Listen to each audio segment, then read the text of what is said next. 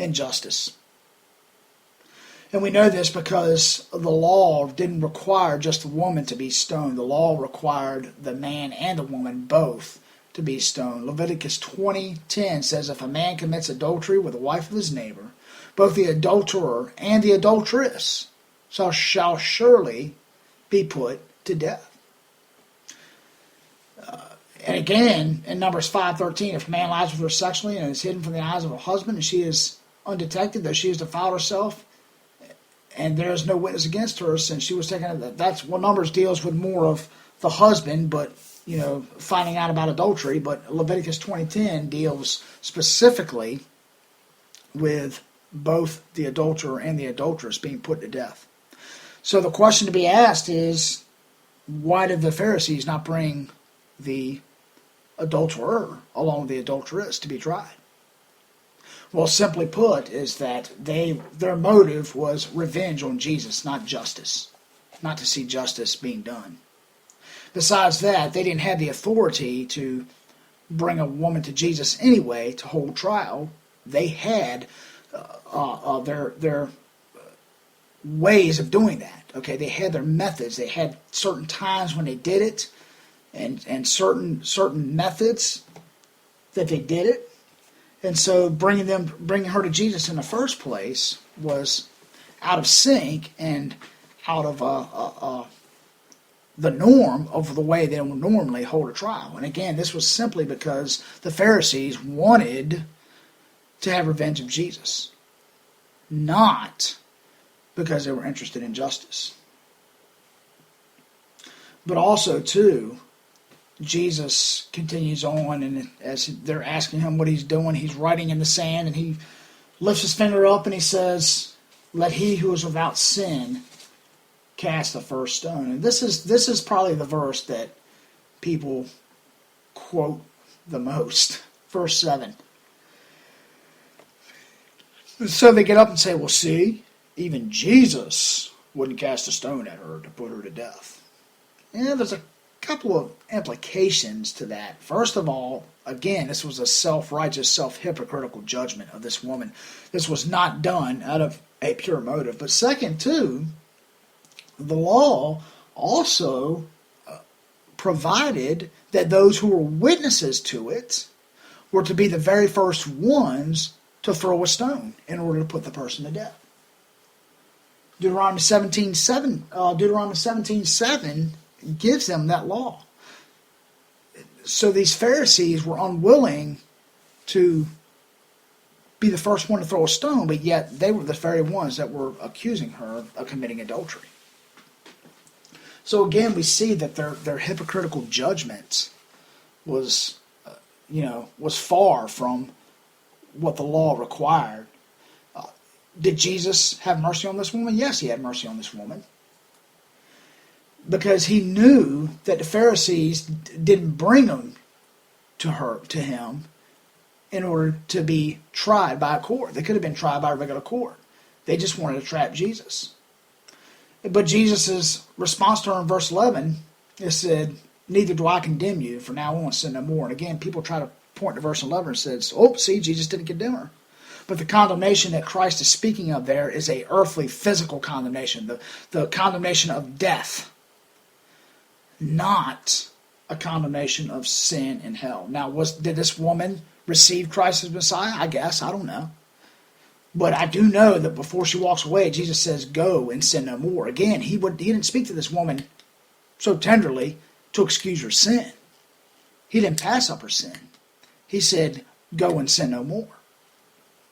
And so that's an important thing, I think, that people miss. They look at that one passage there, verse 11, and they assume that because Jesus didn't condemn her to die right then and there, that he'll never pass judgment, or that he was just so tender that he expects us to do the same thing. No. He didn't. He didn't excuse her sin. He didn't excuse the woman at the well's sin. But you know what? There is something else here that is at stake when we withhold preaching God's judgment on other people. What's the real issue? The issue is that sin has to be revealed, because the Bible tells us that sin is death. It is death, Okay, and when we're talking about death here, we're not talking about just a physical death. We are talking about a separation from God in eternity in a place called hell, the lake of fire. Romans 3:23 says, the wages of sin is death. And let me ask you a question. If you had a friend that was dying, but that friend didn't realize that was dying, and you happened to talk to his doctor, and his doctor said, yes, he is dying, and unless he takes this medication, then he'll never get better. Now, suppose what he's dying from is a really horrible thing. It's something that you can't even bear to mention.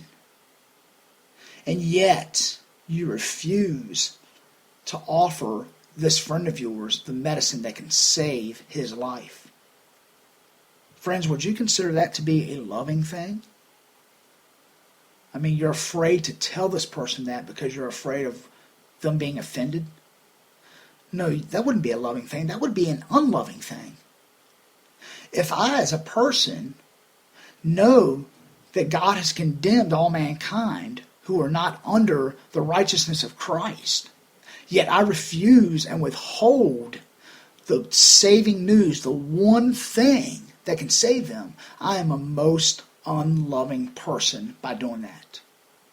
Because sin is the real issue here. God will judge sin.